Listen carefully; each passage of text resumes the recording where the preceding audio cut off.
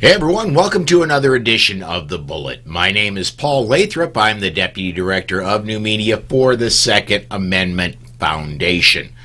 Joining me today, straight from upstate New York, Dan Wos. He is the author of the book series Good Gun, Bad Guy. Also the Loaded Mic radio program is where you're going to find him. Dan, thanks for coming along on the ride today, man. Hey, thanks for the invite, Paul. I always appreciate it. Well, let's get started. First story we were going to talk about today is one you actually wrote. It hit just a little while ago over at AmmoLand. Looks like there's some unintended consequences of the Illinois gun ban. You want to bring us up to speed on that one, man?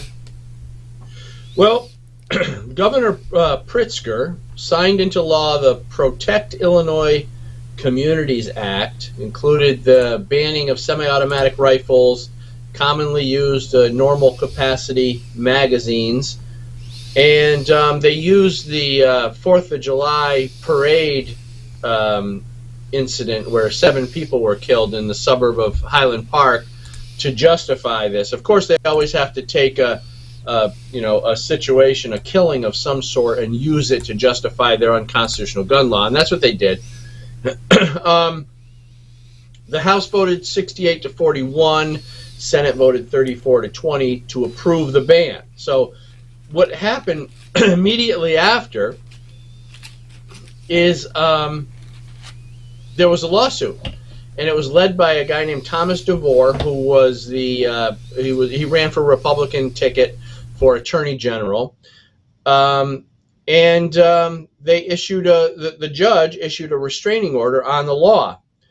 So, and he claimed that it describing the plaintiff's condition as a result of the law to be immediately and irreparably harmed each day in which their fundamental right to bear arms was denied. So, I thought that was kind of cool. The interesting thing about this is that these gun grabbers don't always realize is that when they do this sort of thing and they try to get these laws passed that are unconstitutional, they know they're going to get overturned. But what happens is gun sales usually skyrocket right before the law goes into effect, and then or right before it goes into effect. So people knew this law was coming in Illinois, and rifle sales increased by 10 times. Yeah. They went up 10 times the normal sale, and handguns increased 2 times. And then the restraining order gets passed or gets put on the law. So Pritzker got nothing. The only thing he actually ended up achieving in the end was more gun sales. So it's kind of funny. It's the law of unintended consequences, and it's a bit of schadenfreude, really. I hate to be, gaining glee from another person's pain, but this makes me happy. The fact that Pritzker is being thwarted and more rifles are moving in Illinois, that just makes me happy, man.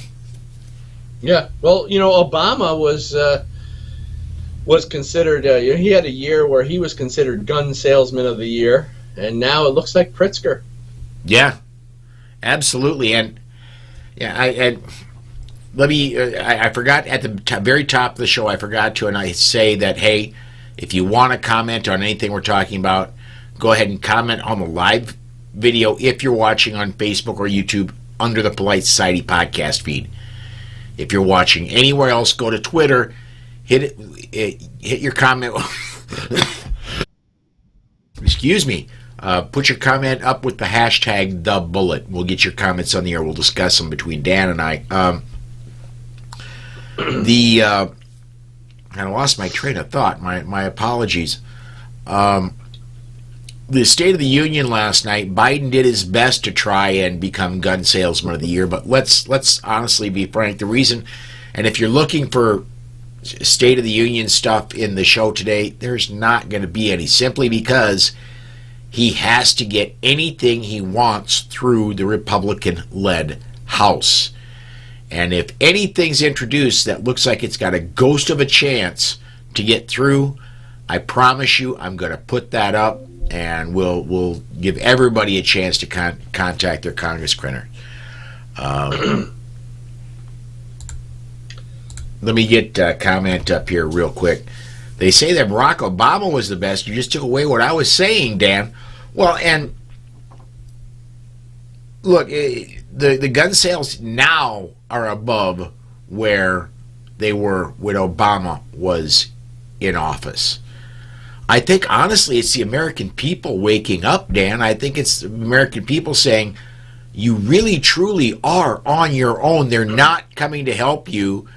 When you dial 911, they're so short on officers anyway, somebody will try to get there, but you're there for a lot of time on your own. And I think it's the American people waking up and saying, I'm going to have to do it myself. Well, and this really became apparent in, during and right following the left-wing riots of 2020.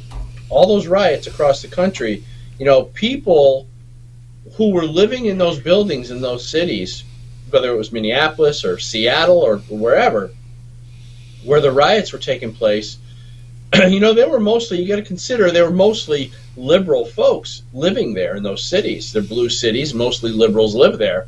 So when these terrorists, BLM and Antifa, started burning down buildings with people living in apartments upstairs, people started saying, well, maybe this whole gun thing is not such a bad idea. Because they realized, even the liberals realized that it was time to start protecting themselves, because they saw that the cops weren't doing anything. The cops were being told to stand down, and then you had that knucklehead of a mayor in Minneapolis actually in the streets trying to befriend the terrorists. Yeah. So people started to realize that it wasn't going to happen. They weren't going to be protected, so they started going out and buying guns, or at least attempting to buy guns. And then they realized that, they were shocked when they had to wait. They had like 10-day waiting periods. They had to do background checks. They had to jump through all these hoops to get a gun. And they said, well, why can't I just walk into this store and walk out with a gun? And the gun shop owners were saying, well, you voted for this crap. This is why we're in this position that we're in. So anyway, the point to all that is that we had the most sales in 2020, I think, that we had in decades, if not ever. And then, the point is that people start to realize when they, like you said, Paul, when they have to start defending themselves, they take a different view toward guns. Yeah, absolutely. Well, I mentioned yesterday my swordplay skills are not that hot, and so I'm going to take the best tool I can use for mine and my family's defense, and that's a firearm, because I'm not that great with a sword anymore. But let's go ahead and move on to our next story. This one off of Bearing Arms is a Cam Edwards story. I'm going to take a little bit of this to start with. An Iowa high schoolers filed a federal lawsuit alleging that her school district and a civics teacher violated her First Amendment rights by suspending her for wearing a pro-Second Amendment T-shirt to class. I'm going to go ahead and read some of the original story Cam is writing about. Griffin, the teacher, told his students that although they had some right to free speech, that right was extremely limited when students stepped on school property. Griffin told his students that their teacher, in this case him, would decide what was acceptable speech in the classroom. And with respect to clothing, which is at the very core of the Tinker case, Griffin told his students that he would not allow students to wear any clothing that depicts guns, alcohol, or any other inappropriate material. So here are these school teachers fighting for free speech, that they get to decide what is free speech. And what is appropriate. Yeah, exactly. And this is a civics teacher. Yeah, exactly. Civics, when I was going through school a long time ago, civics taught us about how the government was, the form of the government, how it got to be that way. It didn't necessarily get into what you can and cannot do. Seems like it's strayed a lot. This sounds like an anti-gun radical, whatever you want to call them, kind of expressing their will or using their leverage to push their political position. And they're starting to do this a lot more on a lot of these little situations like this, because I think what's happening is they're starting to get so angry. They're recognizing now that there's a lot of court cases and a lot of the gun laws are going to start to get overturned, and they don't like that. So they're going to take power and leverage wherever they can. And in this case, it's little stupid things like this, which really, I mean, it's not the premise of it is horrible that you can shut down speech, but I say it's stupid because it's really just an angry teacher trying to exercise some sort of vengeance or whatever. And that's what I think we're going to start to see a lot more of. Go ahead. And I want to go ahead and put up on screen a picture of the shirt this young lady was wearing. This is not particularly, in my opinion, this is not particularly egregious. What part of shall not be infringed do you not understand? With a picture of an AR below it. Could even be, actually, you can't really tell if that's an AR or an M16 right. or, but at any rate, not particularly even a threatening picture. It's just garden variety expressing Second Amendment views. Something that civics teacher should recognize and actually support if we were living in a sane world. Yeah. I'm going to get a comment up here real quick. This one coming off the Facebook side and probably in a group here. I know a civics teacher who didn't like his school Fellowship of Christian Athletes saying a prayer. I told him about the First Amendment. A civics teacher. Oh, he got quiet. Yeah, I imagine. Yeah, they're losing on a lot of different levels, and they don't like it right now. They're kicking it. It's like children kicking and screaming. If a teacher can do this to a student, they're doing it. They're not changing the world, but they're probably just trying to use whatever leverage they have left. Well, now, I honestly think there's a lot of indoctrination going on in the public school systems. I think there's a lot of parents that don't pay a lot of attention to what their students are being taught, and so the agenda of what most people consider the far left makes it more and more and more into the public school systems until somebody catches something and it's like, ooh, maybe we shouldn't do that. Yeah. Let's go ahead and move on to our next story, Dan. This one off of WBAL TV. Hundreds of people signed up to testify before a Senate panel to oppose gun safety bills, and only 3 were in favor. This is out for Baltimore, Maryland. Hundreds of pro-Second Amendment advocates carried signs and spoke out against any restrictions on their legal right to possess a firearm. 3 people signed up to speak in support of the gun safety bills. Senate Judicial Proceedings Committee heard testimony Tuesday about a variety of legislation under the proposal, including the Gun Safety Act of 2023, that's Senate Bill 1, which would impose restrictions on where Marylanders who have a permit to carry a concealed handgun can take their firearm. The bill prohibits possession of a gun in any public place. John Lott said what the bill is going to do is basically make it impossible for people to carry a concealed carry permit for handguns in this state. The bill's sponsor, Montgomery County Senator Jeff Waldestreicher, out of District 18 said he doesn't want Maryland to become the Wild West. Senate Bill 1 is not a statement, it's a question. What kind of world do we want to live in? What kind of state do I want to raise my children in? A state awash in guns, armed to the teeth, and drowning in concealed carry permits? A state where a very small dispute risks escalation to gun violence? Walter Streicher said. What I want to say to that, and then I'll hand it off to you, Dan, my other show, Polite Society Podcast, we get that from the phrase, an armed society is a polite society. And if everybody were armed to the teeth, even general arguments wouldn't happen that often. Yeah. When you do carry every day, if you get into a confrontation, every confrontation you get into is an armed confrontation because you're the one there that is armed. I think the world would be a far better place if a much, much, much higher percentage of people did carry on a daily basis. What's your thoughts, man?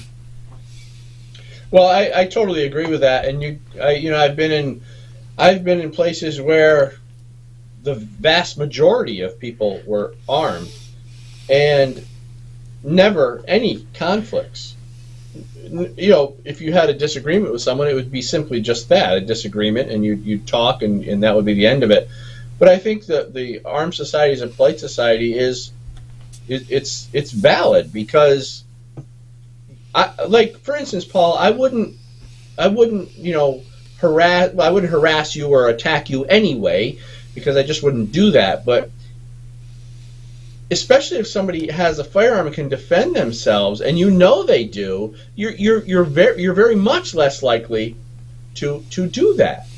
And I think that and what I've learned is that gun owners in general, and you and I run in the same circles, a lot of the same circles, and some of the most respectful and intelligent and kind people that you'll ever meet. It's unbelievable that the left can paint these great people, these great Americans, as so horrible, but we know the truth. Yeah. But anyway, let's get to that article here, because I wanted to make a couple comments. First of all, Baltimore is already the Wild West. Yes. Because people are going bananas. All the good people are disarmed. The gangbangers are running around with whatever weapons they want. The crime rate is up. We saw what happened again during the riots and all the other incidents that we had in Baltimore. So this governor would be smart to loosen up the gun restrictions and let good people protect themselves, because those good people are not only going to protect themselves and their families, they're going to protect their local businesses, their church, they're going to protect their schools, they're going to protect all the places that are important in Baltimore. But the anti-gun ideology is so strong that if they did that, they would be losing politically, and that's the unfortunate part of all this, is that they have to stick to their guns, so to speak, and keep up their anti-gun position. It's terrible. Well, and I think a lot of the problem here is, on the other side, projection. I don't trust myself with a gun. I would go off in an argument and I would start shooting, so therefore everybody else must be going to as well. Yeah, they just haven't grown up themselves enough. They haven't grown up enough themselves emotionally to be in an argument and not have to win the thing. Yeah, and projection. If people don't know what projection is, it's kind of like mind reading. If you think you can, it's basically you think you know what the other person is thinking, but you can't. It's impossible to know what someone else is thinking. All you can do is really take your own thoughts and project them onto other people. So you're right when they say, and I had a woman say, well, I could have taken that gun out of his holster and started shooting people. And I said, did you hear what you just said? Because they're thinking this stuff. It's the anti-gun crowd is thinking all these horrible things. And they think, well, like you said, if somebody has a gun, they're going to do bad things. The gun is going to make them do it. They won't have any control over themselves. These are all projections. These are all things that these anti-gun folks are thinking, which is why they're so scared, because they don't trust you or me because they wouldn't trust themselves. But trying to help them understand that concept is impossible. They're convinced that they know what you are thinking, and it's where the conversation just goes off the rails because you can't help them understand. Yeah. What would help them understand is if they actually learned how firearms work, went through training classes, learned what it takes to carry every day. That would help. Yeah. And this story we're just talking about, one more quick thing is, yep, when you said they're trying to, where Marylanders who have a permit to carry, the bill prohibits possession of a gun in any public place. All they're doing here is they're following in the footsteps of New York's previously appointed Governor Hochul in her Concealed Carry Improvement Act, where she created sensitive locations, and it was basically everywhere. So they're all just following. They know this stuff's not going to pass. They know it'll pass, but they know it's going to get shot down in court. They're all these laws are getting shot down in court. It just takes a while, and they get to enjoy their tyranny while the cases make their way through the courts. Yeah, you're absolutely right there. And going to the Bruin decision specifically, Judge Thomas wrote in his opinion that you cannot make the entire city of Manhattan a gun-free zone. I remember that very clearly from his opinion. Except Maryland is trying to make the entire state of Maryland a gun-free zone, and that will not stand up in the Supreme Court either. No. Unfortunately, some people might get caught up in that law while it's in place. Yeah, you're absolutely right there. I want to get this comment up. Gerald on the Facebook side says, your body can't go where your mind hasn't already been. Yeah, these stories of, I just snapped. Well, no, I don't buy that. You've thought it over in your mind, at least cursorily, before you act.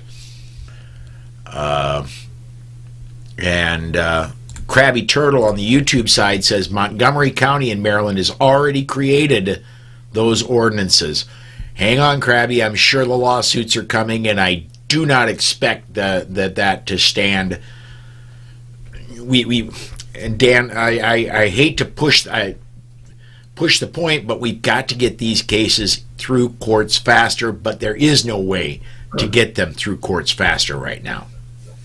Right. You can look at New York for that, and there have been appeals, and there have been stays, and there have been restraining orders, and the judges seem to always find a way to keep it in place, keep the law in place until it gets to the next higher court. I think we're still waiting in New York now for a new set of judges to see it. So they always seem to find a way in favor of the tyrannical governor, whichever that state may be. Although we talked about in Illinois, that didn't happen. So in Illinois, it was a different situation. It was a good decision to uphold that restraining order. But in the case of New York and other states, it's very difficult. So you got to go through the whole process. You got to go through the appeal, the appellate courts, and ultimately, and many times, make it all the way up to the Supreme Court, and that takes a long time. We're down to... Look at the Bruin case. The Bruin case started in 2015. Yes. That started. It took 7 years for that case to get to the Supreme Court and win in favor of the Second Amendment. I'll say this about the Bruin case, though. It did take 7 years to get there. However, it only took a year and a half after the appointment of Amy Coney Barrett to the Supreme Court and the changing of the landscape of the Supreme Court. So I think with the mix we have right now, that it's going to be a lot more likely that Second Amendment cases are going to make it to the Supreme Court quickly. We forget how valuable Trump was. Oh, yeah. I want to get we got about 4 minutes left. I want to get one more story in here, and I'm going to skip down one on you, man. 17 senators recently introduced legislation aimed at removing the guts of the National Firearms Act, taxation, registration, and regulatory requirements, and they're calling it the Stop Harassing Owners of Rifles Today, or the SHORT Act. Sponsored by Senators Roger Marshall out of Kansas, John Kennedy out of Louisiana, John Barrasso, Wyoming, John Boozman, Arkansas, Ted Budd, North Carolina, Mike Crapo, Idaho, Ted Cruz, Texas, Steve Daines out of Montana, Cindy Hyde-Smith, Mississippi, Mike Lee out of Utah, Cynthia Loomis, Wyoming, Mark Wayne Mullen out of Oklahoma, Rand Paul out of Kentucky, Mike Risch out of Idaho, Mike Rounds out of South Dakota, Rick Scott out of Florida, and John Thune from South Dakota, Tommy Tuberville out of Alabama. The 6-page measure may have a short lifespan. It will probably not get out of the Senate with Democrats in control, but it might raise a few eyebrows on some important political issues. That is a story off of AmmoLand. Again, I hate to say this has got zero chance of getting signed by Biden. Could it pass the Senate? Maybe. If it does, will it pass the House? Almost certainly. Will Biden sign it? Not in a million years. Right. But there could be some other lawsuits coming down against the NFA, and because of the historical tradition piece in Bruin. So I'm waiting for some of those cases, and I think that'll be pretty interesting. Yeah, if NFA falls, it's going to fall because of court action. I'm very certain in saying that. And I'm not going to say NFA won't fall, at least significant portions of it. Yeah. I think that could easily happen in the next 5 to 10 years. Significant portions of the NFA go away. But my crystal ball got cracked, so I don't have an exact date to give anybody. Dan, we're just Did you have a coming magic up. 8-ball? Maybe you can get a magic 8-ball. They work pretty well. Well, give it a shot. Yeah, I don't have one around. I haven't had seen one of those since I was in like high school, or maybe even middle school. Right. We're almost to the bottom of the hour, Dan. If you would, tell everybody about your book series and tell everybody about your radio show, man. Well, the book series, Good Gun, Bad Guy, which you can see right over my shoulder, is a 3-book series, and I talk about all the anti-gun strategies, the strategies and tactics that the anti-gun crowd uses to change the narrative. Also, book number 2 gets into the media's involvement in shaping the anti-gun narrative. And then book 3 talks a lot about the politics behind the gun grab. So it's pretty interesting stuff, and everybody seems to love the book series. So check out the book series at goodgunbadguy.com. And I also have a web show called The Loaded Mic. We talk about Second Amendment issues. We talk about top politics of the day. We are on several networks, OpsLens and Right America Media, Simul TV, Key Radio Network, a bunch of places. But you can go to loadedmic.com to check out more about the web show. Lots of fun. We have a blast on the show. You're going to crack up. I swear to God, you're going to die. You're going to crack up. I got to say, man, I do have right here in my studio, I had 2 of them, of the 3 books. And the green screen kind of makes this one, not show up so good. But I've got them right here. I do heartily recommend you getting Dan's books. Yeah, here's that green one. You gotta get that AR-15 in there. There you go. There's Good Gun, Bad Guy 3. So anyway, yeah, good. So check that out, and I'm sure you'll like it. And thanks for having me on the show again, Paul. Really appreciate it. You betcha. On my end, I'm going to say come join me tomorrow and Friday, 5 p.m. Central Time, for more editions of the Daily Bullet, and then Saturday for the Weekend Bullet. That's going to wrap it up for us today. Until next time, everybody, thanks for watching.